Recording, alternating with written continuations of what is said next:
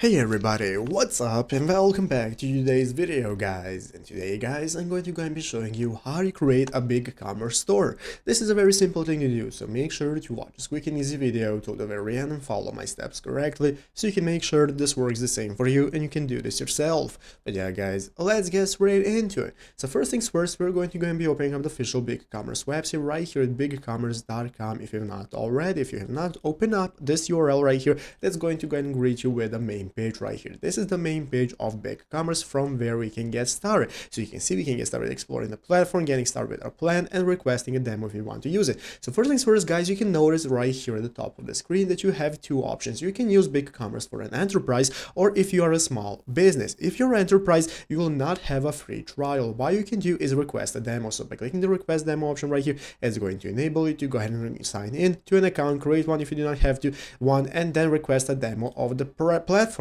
So if you're a small business, you can go ahead and get started with small trial. So here you can click the small trial to start a free trial. Once you have opened up the small business platform, clicking start free trial is going to open up this page where you can get started with signing up for an account. If you do not already have one, you can get started creating your online store, inputting all your info, name, and so on. And once you're started, guys, you can get started creating your store. So by creating your store, you can get started using the BigCommerce platform. And what I suggest to do is to go ahead and follow an article right like this one right here, where it shows us the BigCommerce tutorial for beginners to show us step by step what we need to do from creating our account, as I have just showed you, to setting up our store. You can get started setting up your BigCommerce store profile, giving it a name, address, and so on, all the info for a store. From there, you can get started customizing it, giving it a theme, inputting your products, prices, and so on. All of that is available right here in your tutorial right here in this article, or you can go ahead and try to figure it out for yourself, because once you log into BigCommerce, it's going to look like this. This is going to be your dashboard from where you can manage all your products, your prices, your orders, and so on.